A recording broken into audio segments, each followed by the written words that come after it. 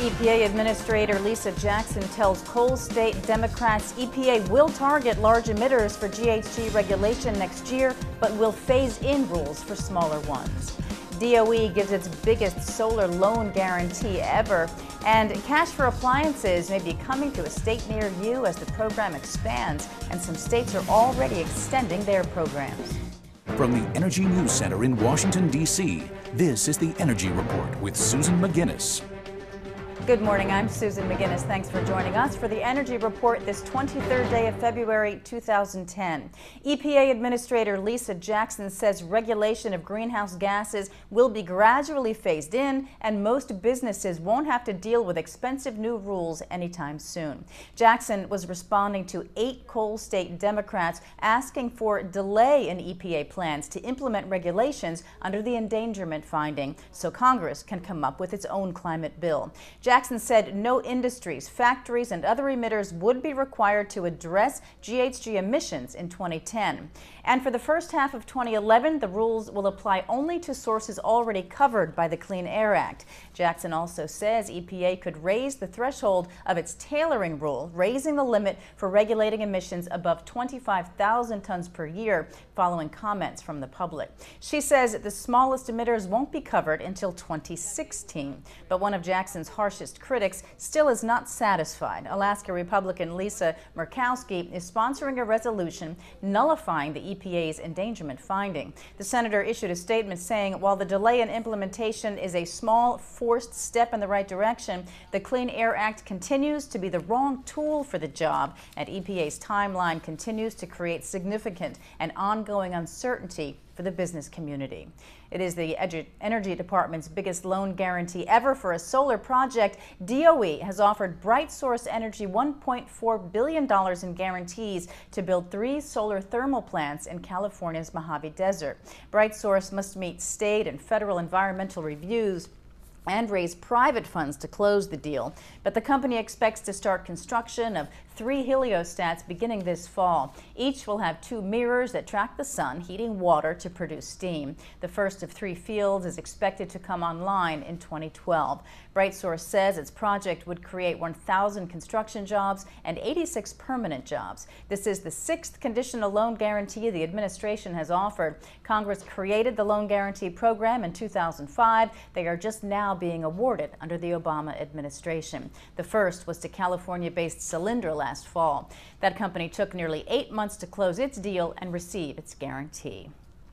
Carbon cuts pledged in the Copenhagen Accord can't keep the world from warming more than 2 degrees Celsius. This is according to a UN study released at the UN Environment Program meeting in Indonesia today. Widely used climate models predict devastating impacts if the global mean temperature rises more than 2 degrees. But new UN modeling says pledges made in the Accord will fall at best 500 megatons short of cutting carbon enough by 2020 to meet the temperature goal. UNEP Executive Director Achim Steiner says the world needs more aggressive measures, including big investments in reducing deforestation, possibly separate from any new global treaty. He warns any such treaty has become more difficult to get since the failure in Copenhagen.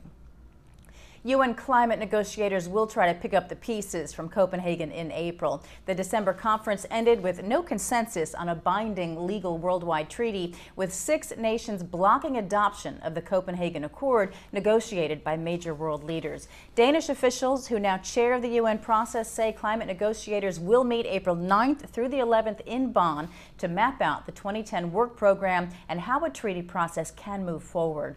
That now includes a June meeting in Bonn and a December meeting in Cancun, Mexico.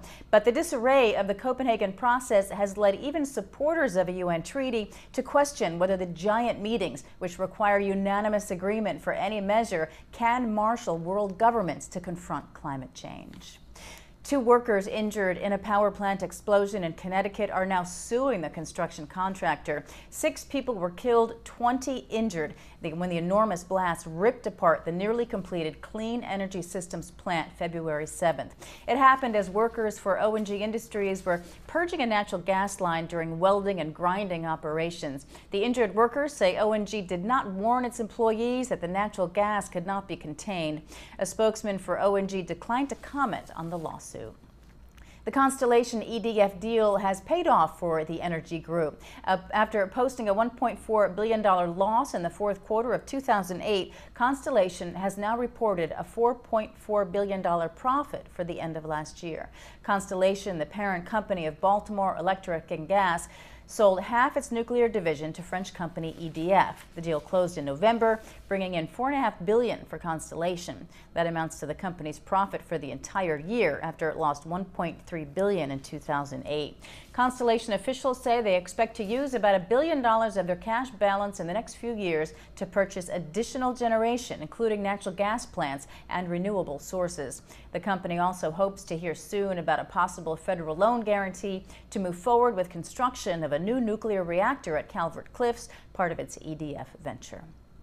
Fears of fuel shortages are growing in France as a strike at refineries moves into week 2, with talks having broken down between the company and workers. Employees are on strike at 6 refineries and some storage depots to protest the company's Total's plans to end refining at one of its sites. The 6 sites refine 54% of the petroleum products consumed in France. The refining sector there is known to be ahead of demand at a time of weaker consumption. Total says it will hold a formal meeting with unions March 8th.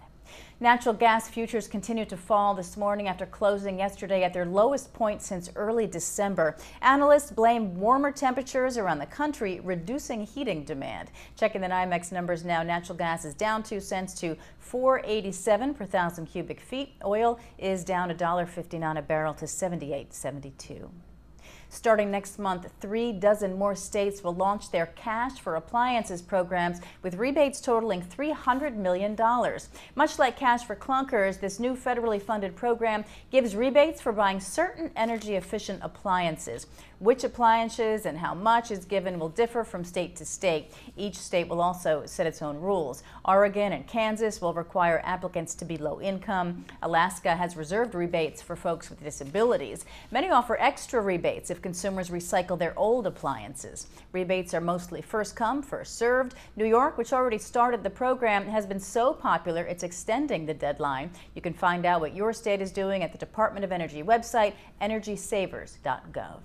Let's take a look now at some energy goings-on around the Beltway. 8 a.m., the New Republic began its climate conference at the National Press Club with White House Climate Change Policy Director Carol Browner, Senator John Kerry, Environmental Defense Fund President Fred Krupp, and others. Clean Skies News is there.